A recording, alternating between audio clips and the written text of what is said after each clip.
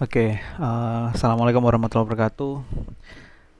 Ini video presentasi ya, karena situasi COVID-19. Saya akan jelaskan eh, review dari pertemuan ke-6 dan 7. Nanti akan ada satu video lagi untuk pertemuan yang ke-7, yaitu tentang perilaku menolong atau prososial. Nah, ini saya akan review. Jadi di sini kita akan bahas afiliasi cinta dan suka gitu ya di dalam interaksi sosial.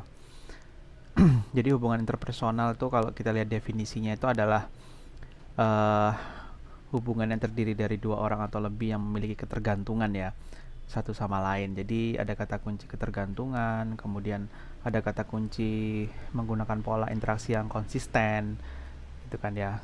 Dan nantinya akan ada interpersonal attraction atau ketertarikan interpersonal ketika akan menjalin hubungan. Nah, ketertarikan interpersonal itu macam-macam ya. Eh, Bisa dari apa namanya fisiknya, bisa dari cara bicaranya gitu kan. Kita bisa banyak alasan untuk eh, bisa melakukan kontak terhadap orang itu ya karena berbagai alasan gitu kan. Mungkin karena penampilannya, karena memukau, karena kagum dan lain sebagainya. Kemudian, nah ini ada contoh. Eh, Kalian pasti tahu ini ya, yang suka drakor. Dia ini aktor, ganteng dan menarik. Apa yang Anda lakukan kalau misalnya ketemu? Khususnya cewek-cewek gitu kan ya. Ya kan ya, mungkin akan kenalan atau histeris karena mungkin dia sudah terkenal gitu kan ya. Tapi kalaupun Anda nggak kenal, ya misalnya saya ngelihat, oh ya, memang keren gitu kan ya. Apalagi kalau kita udah tahu dia aktor gitu kan. Nah, terus kemudian ini juga untuk yang mahasiswa-mahasiswa. Dia polisi cantik gitu ya, good looking. Kalau misalnya ketemu di jalan, apa yang kamu lakukan? Nah, guyonannya kan banyak tuh. Rela ditilang dan segala macam gitu kan ya. Nah, ini merupakan beberapa alasan kenapa kita bisa tertarik secara interpersonal ke orang lain gitu. Oke, terus ada kedekatan fisik ya. Jadi kedekatan fisik ini kaitannya dengan intensitas pertemuan, membuat ketertarikan secara interpersonal. Terus kemudian keadaan afektif. Ini kita tertarik karena dihubungkan dengan emosi yang positif dan negatif. Hmm, Emosi positif dan negatif ini ya emosi yang menyenangkan gitu kan ya, yang tidak menyenangkan. Ada orang yang sangat ekspresif gitu kan ya, sehingga kita itu dalam respon orang yang ekspresif ini juga akan ikut-ikutan ekspresif gitu kan ya. Tapi kalau kita menyapa orang, ngajak ngomong orang, itu dia kok kelihatan murung atau apa kan kita kadang-kadang juga malas untuk melanjutkan. Nah, sepanjang hidup kita itu kita selalu melakukan evaluasi ya terhadap sikap kita dalam mengenal orang lain. Nah, itu ada dimensinya, berkisar dari sangat suka menjadi tidak suka. Nah, kira-kira kayak gini ya. Eh, dari kiri itu derajat ketertarikan sampai contoh interaksinya seperti apa. Dari sangat suka, kategori evaluasinya teman gitu ya, atau sahabat. Interaksi yang sering dilakukan mungkin meluangkan waktu bersama, membuat rencana bersama gitu ya, camping bareng, touring bareng, atau sekedar menginap di rumah gitu kan ya, atau di kos-kosan misalnya gitu kalau mahasiswa. Nah itu. Terus agak suka, ini kenalan dekat. Jadi menyukai berinteraksi ketika ada kebetulan bertemu aja. Nah kalau nggak ketemu ya udah gitu kan. Tidak harus mencari-cari kayak gitu kan ya. Tidak harus ada meluangkan waktu bersama. Kalau netral atau kenalan superficial atau kenalan biasa gitu ya, superficial itu biasa. Itu mengenal satu sama lain dan bertukar salam. Misalnya temanmu, teman kalian waktu maba itu ya, waktu proda maba itu. Nah itu kalau misalnya masih ketemu di fakultas lain gitu kan masih saling menyapa gitu. Terus kemudian agak tidak suka. Kalau agak tidak suka ini kenalan yang mengganggu. Jadi memilih untuk menghindari gitu kan ya. Jadi kalau misalnya ketemu di jalan gitu lebih baik menghindar daripada nanti ada hal yang tidak menyenangkan. Kalau yang tidak suka, sangat tidak suka, ini benar-benar orang yang tidak diinginkan. Jadi secara aktif kita selalu menghindari kontak gitu kan ya. Jadi benar-benar nggak mau, meskipun papasan juga nggak mau ngobrol. Nah, di tahun 90-an, komunikasi dengan orang asing di internet itu membuka satu dunia interpersonal yang baru. Sama sekali baru gitu kan ya. Dan saya mengalami waktu itu ya. Jadi masih belum ada video call gitu. Jadi masih pakai chatnya juga masih sangat sederhana. Kita bisa pakai aplikasi MARC. Meskipun MARC sekarang ada tapi udah berganti fungsi gitu kan ya. Nah, itu berlangsung sampai tahun 2000-an gitu kan ya. Kemudian muncullah aplikasi-aplikasi seperti Yahoo Messenger dan segala macam. Nah, kalau kita bandingkan dengan sekarang, gimana? Orang berlomba-lomba untuk menunjukkan dirinya di internet gitu kan ya. Mengubah pola interaksi. Yang dulunya itu kalau misalnya di tahun 90-an lebih baik internet itu dianggap dunia maya. Maya artinya itu separuh-separuh nggak nyata gitu ya. Jadi kamu mau nipu, mau apapun itu nggak akan ketahuan ya di internet ya, gitu. Jadi penggunaan anonimus kayak gitu ya, nama-nama yang tidak dikenal gitu kan ya, itu sangat jamak gitu kan ya. Nah, ya kayak ini ilustrasinya kan ya. Jadi kalau di internet tahun 90-an itu nggak ada yang ngerti kalau kamu itu misalnya emang si anjing yang lagi ngetik, kira-kira gitu guyonannya, meme-nya kayak gitu. Nah, dalam konteks psikologi sosial, hubungan interpersonal itu adalah salah satu unsur dasar yang dipelajari dalam psikologi dan merupakan awal dari segala bentuk interaksi sosial yang lain gitu ya. Kedekatan. Pada penelitian mengenai ketertarikan, ada kedekatan antar tempat tinggal dua individu, tempat duduk di kelas, lokasi kerja, dan lain sebagainya itu ya. Semakin dekat jarak fisik, semakin besar kemungkinan orang itu mengalami kontak secara berulang. Dengan demikian, keduanya itu mengalami repeat exposure gitu kan ya. Nah, ini kalian kalau waktu hari pertama masuk kuliah kan nggak ada yang kenal tuh. Mungkin ada sebagian aja yang kenal. Nah, tapi karena sering bertemu gitu kan ya, tempat duduknya sering berdekatan, akhirnya kalian mengalami kedekatan yang diulang-ulang terus gitu kan ya. Akhirnya muncullah kedekatan di situ. Nah, ini mana yang Anda suka kira-kira dari tiga tokoh ini gitu kan ya, yang lagi ngehits menteri yang muda ini ya, Nadiem Makarim, kemudian Anies Baswedan yang awalnya memukau, kemudian penuh kontroversi juga, dan Emil Dardak ini juga wagub yang cukup muda ya. Kira-kira mana yang suka gitu kan? Nah, silakan vote. Nah, Anda bisa suka itu karena afek gitu kan ya, mungkin ya, emosi, perasaan gitu kan ya. Jadi emosi ini memiliki pengaruh secara langsung maupun tidak langsung terhadap ketertarikan. Kalau secara langsung, orang lain melakukan dan mengatakan sesuatu yang membuat Anda merasa baik atau buruk. Sedangkan aplikasi kekuatan afek asosiatif terhadap iklan komersil ini ya, dalam politik semakin sering terjadi. Jadi penggunaan model ataupun artis ataupun orang terkenal dalam sebuah iklan itu juga semakin sering terjadi gitu kan ya. Banyak artis yang bikin kue brownies misalnya gitu ya, terus tempel artisnya, browniesnya ya biasa aja rasanya gitu kan ya, tapi karena ada afek positif di artisnya itu tadi, kemungkinan besar orang tuh akan beli gitu kan ya. Sama di politik juga sama, misalnya calonnya itu gandeng wakilnya itu dari artis, itu kan banyak juga ya. Misalnya wakil gubernur, wakil wali kota, misalnya seperti Pasha Ungu itu ya, itu kan juga melihat afeknya ya. Jadi dia kan penyanyi, banyak disukai gitu kan ya, jadi membawa afek yang positif diperkirakan bagi itunya, malahan gubernurnya gitu. Nah, itu sering terjadi gitu kan ya. Oke. Lah kalau yang kita lihat dari tokoh-tokoh ini, mana yang memunculkan afek positif gitu kan ya.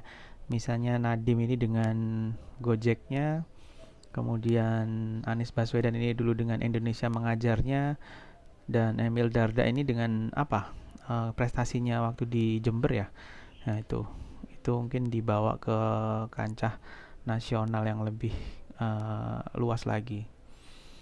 Itu. Afiliasi. Nah, afiliasi ini adalah istilah yang dipopulerkan oleh McLellan dalam tes proyeksi TAT. Nanti mungkin Anda akan belajar di psikodiagnostik ya tentang TAT yang akan diajar oleh, yang saya tahu sih, Bu Wanda. Nah, itu di proyeksi TAT ini ada satu need gitu kan ya, yang sangat populer, yaitu need affiliation. Jadi afiliasi ini adalah kebutuhan afeksi, kekaguman, simpati, cinta, ketergantungan.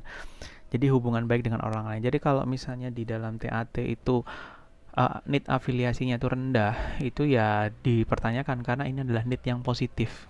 Karena dasarnya manusia itu adalah orang yang suka berinteraksi, makhluk sosial gitu kan ya. Nah, kalau misalnya ini tidak terjadi, maka menjadi catatan gitu ya. Jadi individu itu kurang suka untuk berinteraksi. Kenapa kok kurang suka? Nah, ini kan yang jadi masalah. Apa latar belakangnya? Kemudian ada kebutuhan untuk merasakan suatu perasaan terlibat dan ikut serta di dalam suatu kelompok sosial. Nah, jadi ini juga kaitannya dengan afiliasi, karena ada kebutuhan untuk terlibat gitu kan ya dalam satu kelompok sosial. Nah, kalau misalnya orang itu suka menyendiri, nah ini kan jadi tanda tanya juga. Jadi kalau need afiliasinya tinggi itu mendambakan suatu hubungan antar pribadi yang hangat, kayak gitu kan ya. Kemudian, nah ini yang terakhir, teori cinta dari Sternberg. Dulu sini udah ada seminarnya ya di mediologi itu ya, tapi ini juga dibahas di psikologi sosial. Jadi teori cinta Sternberg itu ada 3 yang utama. Yang pertama itu intimasi, komitmen, dan passion, gitu kan ya. Nah, kemudian ini memunculkan banyak kombinasi gitu kan ya. Misalnya ini segitiga cinta dulu ya. Jadi ada dimensi passion atau hasrat. Jadi ini fokusnya pada intensnya atau tingginya perasaan dan keterbangkitan. Jadi nafsu ya, intinya lebih kepada nafsu, daya tarik fisik, dan daya tarik seksual. Jadi mereka yang mengalami jenis cinta ini mengalami ketertarikan fisik yang nyata. Jadi kayak obses dengan secara physically kepada pasangannya atau kepada orang yang dia tertarik tadi itu. Jadi selalu memikirkan yang dicintai itu sepanjang waktu, melakukan kontak mata, bila bertemu, mengalami perasaan indah, terlambung ke awan, mengagumi, terpesona dengan pasangan, dan seterusnya. Dan kalau misalnya ketemu itu deg-degan gitu kan ya. Nah, ini hasrat gitu kan ya. Nah, ingin selalu bersama gitu kan, memiliki energi besar untuk melakukan sesuatu demi pasangan gitu kan ya. Jadi ada posesifnya juga gitu ya, dan merasa memiliki kesamaan dalam banyak hal. Merasa ya gitu kan ya, merasa. Jadi belum tentu juga gitu kan. Dan merasa sangat bahagia. Sedangkan yang intim ini menekankan pada kedekatan perasaan. Kalau tadi fisik, kalau keintiman ini lebih kepada perasaan antara dua orang dan kekuatan yang meningkat mereka untuk bersama. Jadi hubungan akan mencapai keintiman emosional manakala kedua belah pihak saling mengerti, terbuka, dan saling mendukung. Nah, gitu ya, tidak menolak gitu kan. Jadi ada penerimaan di situ. Kemudian mereka juga saling memaafkan, menerima, mampu saling memaafkan, menerima kalau ada kesalahan gitu kan ya. Apalagi kalau ada ketidaksepahaman gitu kan, itu bisa ditolerir gitu. Dan yang ketiga, dimensi komitmen. Nah, komitmen ini diartikan sebagai keputusan untuk tetap bersama seorang pasangan dalam hidupnya. Jadi komitmen ini berarti pula mencurahkan perhatian gitu kan, melakukan sesuatu untuk menjaga suatu hubungan tetap langgeng. Jadi kalau misalnya ada percikan-percikan atau ada konflik-konflik gitu kan ya, itu dikembalikan lagi ke komitmen gitu kan. Komitmennya kayak gimana gitu kan. Nah, terus kemudian melindungi hubungan itu dari bahaya dan memperbaikinya bila hubungan itu dalam keadaan kritis. Jadi misalnya keadaan kritis tuh nggak malah lari gitu kan, tapi malah mendekati bagaimana sih solusinya gitu kan ya, kayak gitu. Nah terus kemudian, nah ini baru tuh ada kombinasinya ya. Kalau kombinasi yang pertama itu liking gitu kan, jadi hubungan secara esensi itu dimaknai sebagai persahabatan aja. Tipe cinta ini mengandung kehangatan, keintiman, kedekatan, dan emosi positif lain, tapi kurang adanya hasrat dan komitmen. Jadi ini hanya mengedepankan kehilangan hasrat dan komitmen gitu kan ya. Kemudian infatuation, dalam tipe cinta ini cinta pada pandangan pertama gitu ya, menjadi cerita yang lebih menonjol, jadi daya tarik satu sama lain, menggelora kayak gitu kan ya. Nah kemudian ada empty love. Kalau empty love ini hanya komitmen aja ya, jadi cuman pengen punya komitmen saling setia gitu kan ya terhadap hubungan, tapi mereka kurang memiliki hubungan emosi dan tidak pula memiliki hasrat gitu kan ya yang mendalam. Jadi ya hanya komitmen aja ya, jadi kayak empty, kosong gitu cintanya. Ini bisa terjadi di LDR ya. Kalau LDR kan seperti itu. LDR tuh kata kuncinya apa ya? Komitmen. Kalau nggak komitmen ya udah nggak akan terjadi gitu kan ya relasi itu. Kemudian yang keempat ada romantic love. Kalau romantic love ini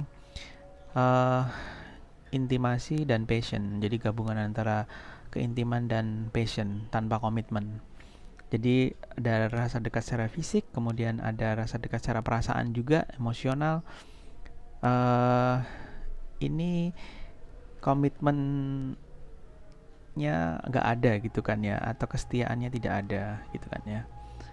Nah terus kemudian ada companionate love gitu kan ya. Jadi ini yang hilang itu adalah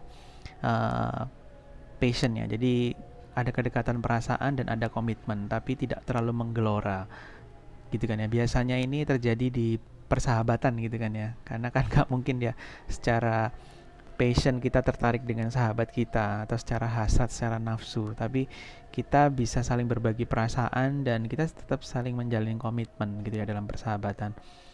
Dan persahabatan pun juga bisa pecah gitu kan ya, kan maka dari itu ada istilah toxic friendship gitu kan ya. Nah itu kan ketika sudah tidak ada komitmen lagi, ketika sudah saling melukai secara perasaan, nah maka itu muncul toxic relationship itu tadi di situ. Kemudian ada Vatus love. Nah ini hubungan penuh dengan gelora. Jadi ini nafsu dan komitmen tanpa adanya sharing perasaan gitu kan ya. Nah akan tetapi biasanya hubungan seperti ini nggak stabil dan berisiko cepat berakhir gitu kan ya, karena nggak ada sharing perasaan gitu kan ya, nggak ada penerimaan gitu kan ya. Kalau misalnya ada nggak ada toleransinya gitu ya, kalau misalnya ada permasalahan-permasalahan gitu.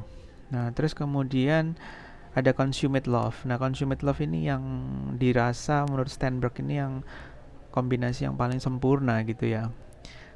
Dimana ada keintiman, kemudian ada komitmen dan ada passion di situ. Nah ini adalah model ataupun kombinasi cinta yang sempurna menurut Steinberg. Oke, sekian dari saya. Nah, nanti Anda setelah melihat video ini, Anda menuliskan di lembar kosong gitu ya, pertanyaan Anda yang sudah Anda tulis di Google Classroom. Kemudian apakah ada yang menjawab pertanyaan Anda di Google Classroom itu? Nah kalau nggak ada ya sudah. Dan Anda juga menuliskan respon Anda terhadap pertanyaan teman Anda. Jadi nanti ada 3 ya, Anda tanya apa, kemudian Anda direspon apa oleh teman Anda, kemudian Anda merespon apa terhadap pertanyaan teman Anda. Nah ini diketik gitu kan ya di kertas A4, kemudian dituliskan nama, ini kemudian dikumpulkan via Google Classroom.